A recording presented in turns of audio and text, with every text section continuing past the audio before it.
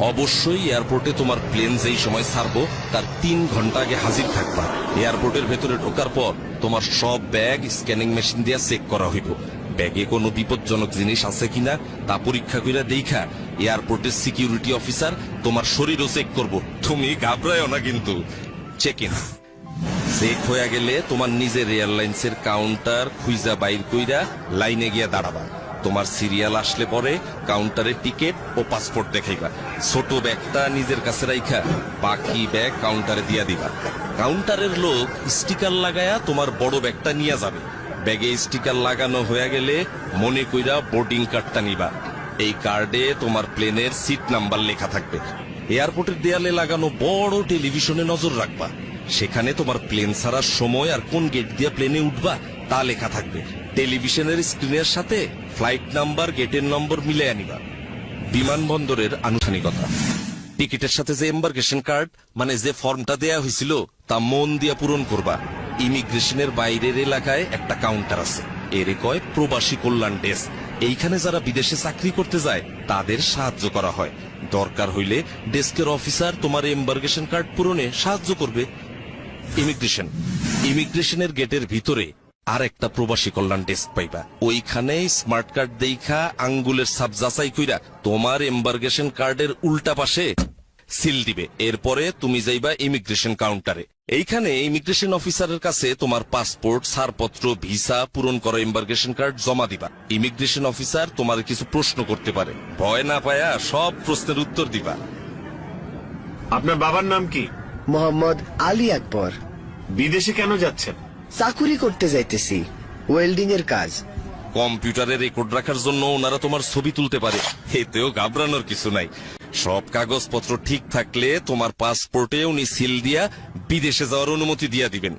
এরপর টেলিভিশন দেখা নিয়া তোমার প্লেনের অন্য যাত্রীরা যেই জায়গায় বসছে সেইখানে গিয়া বসবা।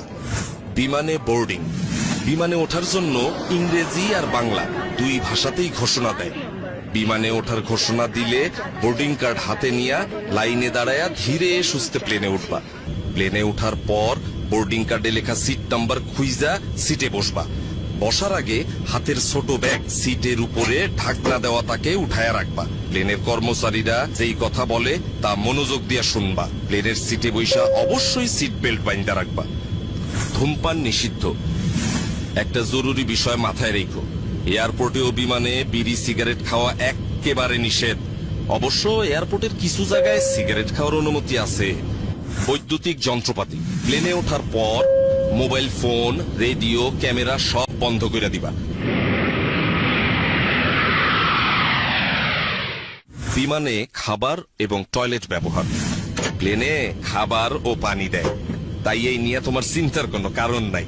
প্লেনে টয়লেট ব্যবহারের প্রয়োজন পড়লে ঘাবড়ায়ও না কিন্তু। টয়লেট ব্যবহারেরও কিছু নিয়ম কানুন আছে। দরজার পাশে হাতলে চাপ দিয়া টয়লেটের দরজা খুলতে হয়। খোলার আগে দরজায় দেখে নিবা লাল রং অথবা অকুপাই লেখা আছে কিনা, তখন অপেক্ষা করবা। খালি অবস্থায় দরজায় সবুজ রং থাকবে অথবা এমটি লেখা থাকবে, তখন টয়লেট ব্যবহার করতে পারবা। টয়লেটে অবশ্যই টিস্যু ব্যবহার করবা। পানি ব্যবহার করবা সাবধানে। টয়লেটের মেঝে ভিজা গেলে অন্য যাত্রীদের অসুবিধা হইতে পারে। ময়লা বা টিস্যু সঠিক জায়গায় ফেলবা যাতে করে টয়লেট নোংরা না হয়। বিদেশের এয়ারপোর্টে পৌঁছানোর আগে, বিমান নামার কিছুক্ষণ আগে তোমার ডিসএম্বার্কেশন ফর্ম ও কাস্টমস ডিক্লিয়ারেশন ফর্ম এই নামে দুইটা কাগজ দেওয়া হইব।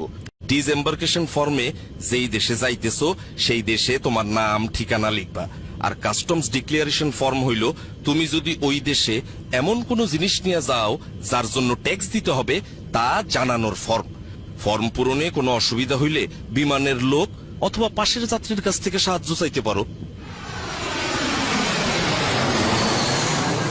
বিদেশের এয়ারপোর্টে ইমিগ্রেশন, প্লেন থেকে নামার পর ওই দেশের এয়ারপোর্টে ঢুইকা দেখবা সামনে ইমিগ্রেশনের লম্বা লাইন। এইখানে তোমার ওই দেশে ঢোকার অনুমতি দিব। লাইনে দাঁড়াবার সময় 5টা জিনিস অবশ্যই নিজের সাথে রাখবা। 1 পাসপোর্ট, 2 ভিসা, 3 চাকরির চুক্তিপত্র, 4 পূরণকৃত ডিসএম্বার্কেশন ফর্ম, 5 পূরণকৃত কাস্টমস ফর্ম। ইমিগ্রেশন অফিসার কাগজপত্র পরীক্ষা করে সঠিক পাইলে তোমার পাসপোর্টে তারিখ সহ সিল দিয়া দিবেন। ব্যাগ সংগ্রহ, ইমিগ্রেশনের কাজ শেষ কইরা নিজের ব্যাগ খুঁজে নিতে হবে। মালামাল যেখানে আসে সেই কনভেয়ার বেল্টের উপরে এয়ারলাইন্সের নাম ও ফ্লাইট নাম্বার দেওয়া থাকে, তা ভালোভাবে দেইখা নিয়ে সঠিক বেল্টের সামনে গিয়ে দাঁড়াইবা। কনভেয়ার বেল্ট থেকে নিজের ব্যাগ চিনলে সাবধানে বেল্ট থেকে নামাইতে হইব, যাতে অন্য কোনো যাত্রী আঘাত না পায়। আর যদি কোনো কারণে ওইখানে তুমি নিজের ব্যাগ খুঁজা না পাও, দেরি না কইরা হারানো জিনিসের খবর যেখানে জানাইতে হয় সেই লস্ট অ্যান্ড ফাউন্ড ডেস্কে এবং এয়ারলাইন্সের ডেস্কে খবর দিবা, তারা তোমার ব্যাগ খুঁজা দিবে। আর যদি একদমই খুঁজা না পায় তাইলে তারাই তোমার ক্ষতিপূরণের ব্যবস্থা করব।